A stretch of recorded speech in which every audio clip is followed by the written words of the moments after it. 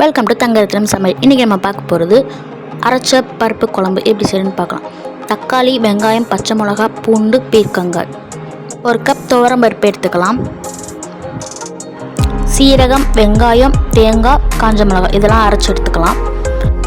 ஒரு குக்கரில் கட் பண்ணி வச்சுருந்த வெங்காயம், வெள்ளைப்பூடு, தக்காளி, பச்சை மிளகா, கழுவி வச்சுருந்த பருப்பையும் சேர்த்துக்கலாம்.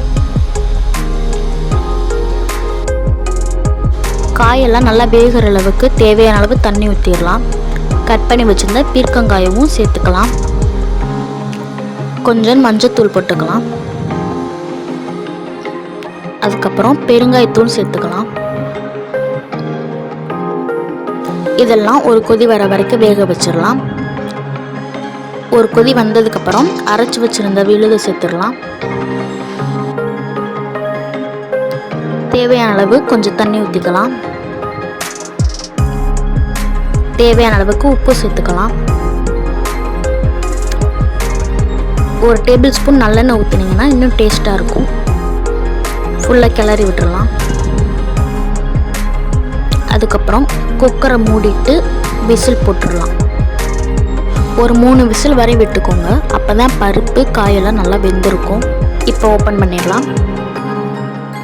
நல்லா ஃபுல்லாக கிளறி விட்டுக்கோங்க. இப்போது தாளித்து ஊற்றிடலாம். ஒரு சின்ன கடாயில் 3 டேபிள் ஸ்பூன் எண்ணெய் ஊற்றிக்கோங்க. எண்ணெய் நல்லா காஞ்சதுக்கப்புறம் கடுகு போட்டுடலாம். கடுகு நல்லா ஃபுல்லாக வெடிக்கட்டும்.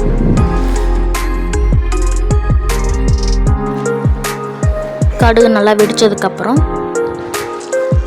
சின்ன வெங்காயத்தை சேர்த்துக்கலாம். வெங்காயம் நல்லா சிவப்பாகிற வரைக்கும் ஃபுல்லாக வதக்கி விட்டுக்கோங்க.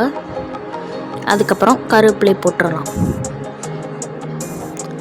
எல்லாம் நல்லா வெடித்ததுக்கப்புறம் பருப்பில் ஊற்றிடலாம். அவ்வளோதான், அரைச்ச பருப்பு குழம்பு ரெடி. இதை உங்கள் வீட்டில் கண்டிப்பாக ட்ரை பண்ணி பாருங்கள். டேஸ்ட்டாக இருக்கும். குழந்தைங்களுக்கெல்லாம் ஊட்டெல்லாம் சூப்பராக இருக்கும். ட்ரை பண்ணி பார்த்துட்டு கமெண்ட்டில் சொல்லுங்கள்.